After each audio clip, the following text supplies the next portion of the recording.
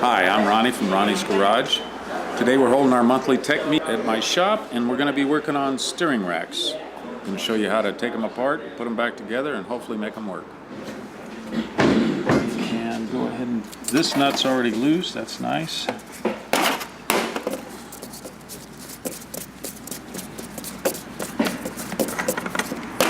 Now this also has one of the big dowdy seals, and I have yet to find replacements for that, so we usually reuse them. Now this right here, this end should slide off pretty easy. See how it's sliding off?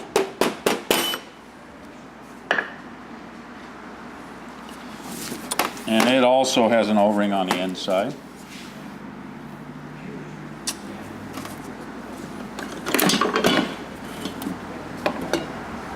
Just so you know, when you wear gloves and you work on transmission fluid, things are pretty slippery.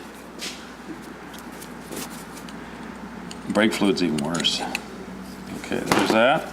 That keeps the oil from going by this. Actually, it'll go back into here, but you still don't want any high pressure fluid going in there because you're going to keep losing fluid, blow this up, and have it blow up on somebody's face eventually.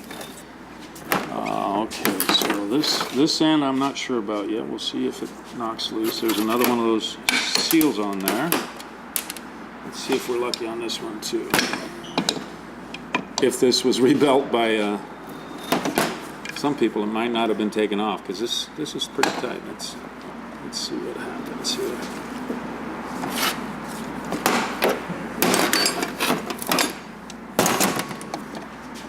The size of this makes it a little unwieldy.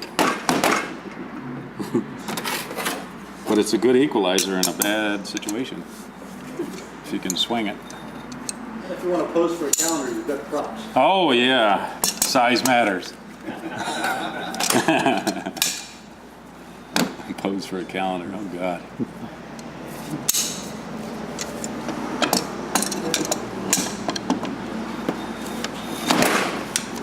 Okay.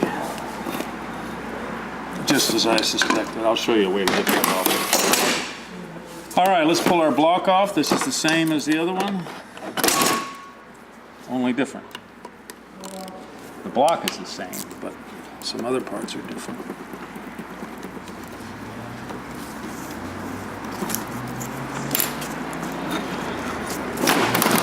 You can see it's taller, I think. Anyways, that's unimportant. You gonna make it? Oh, it's a lot more fun than I thought. Excuse me.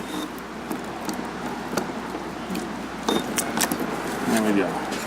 So there's the block, and it's got its same seal.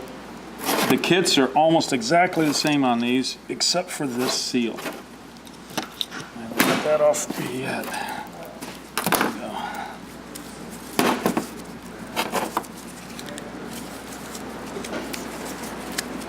Okay, there's that. Should slide out.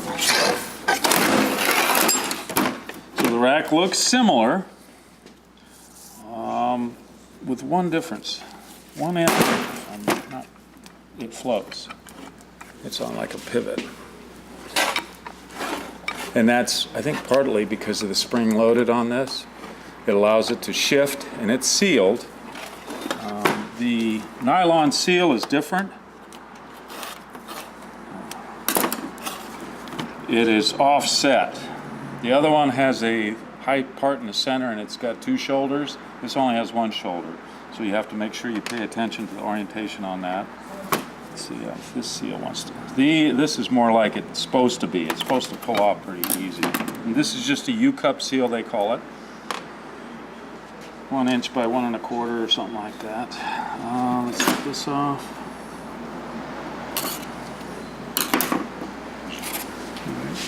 You guys want to take a look? I'm gonna have to get a bigger pair of pliers for that. When we're in here, this upper seal is completely different. It's not a pressed in lip seal. What you have, get this out, is you have a groove in here which Because this thing is pressed on and rolled over, you can't pop it off. Otherwise, you could just set these in here. Come on now.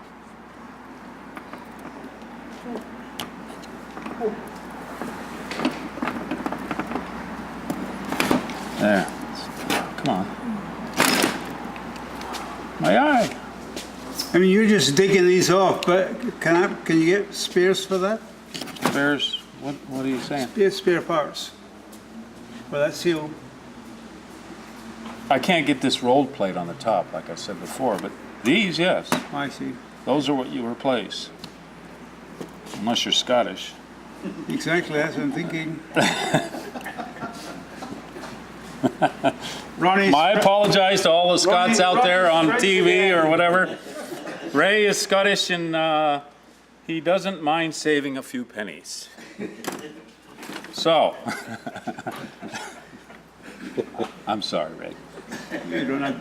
So there's a rubber O-ring that is flattened. If you look at it closely, if you want to take a look at it, it's flat. It's no longer, what its job is to hold this tight, or as in Austin Powers' Gold member, toy. Then it has this PTFE or PFTE, whatever it is, seal. That actually does the sealing, and it's got a little shoulder on the inside. If you know how piston rings work, they have little shoulders on some of the oil rings also, and they're designed to make it kind of flex and seal better. So the shoulder goes down, critical.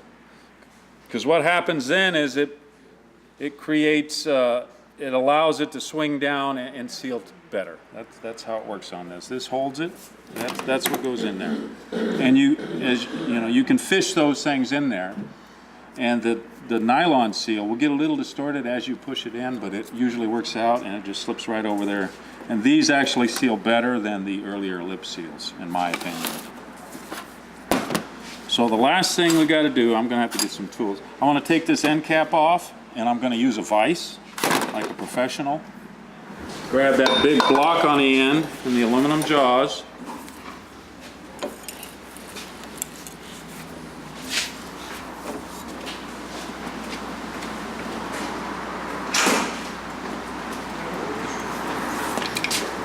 And then this should just knot loose much easier. They typically put a thread locking type sealer on this, so that makes this part hard to get out.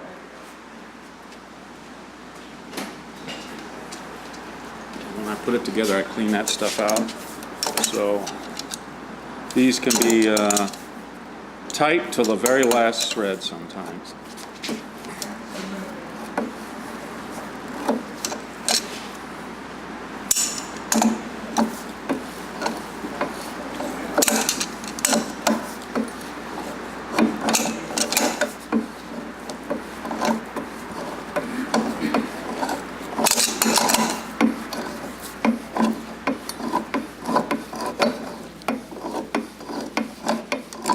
You can hear how tight it is. Each one, it makes a little creaking noise.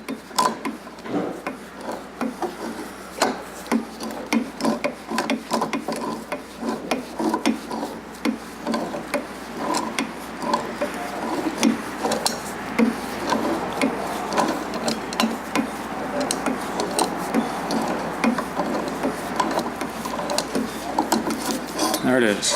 And you see, there's that sealer right there. I hate that stuff. Because when you really think about it, the O-ring's supposed to seal. So this is redundant. And once you tighten this against each other, it shouldn't loosen up. Because there's no torsional pressure, no radial or whatever pressure on this thing at all. So I need to get this boot off. All right, this has the metal style one-use clamps on it.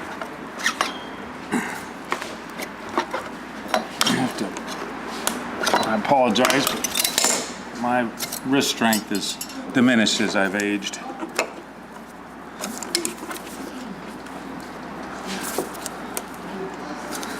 That's why I have young guys doing it for me now. Or younger, I should say. There we go. So this should just slide off. And if you look at this one,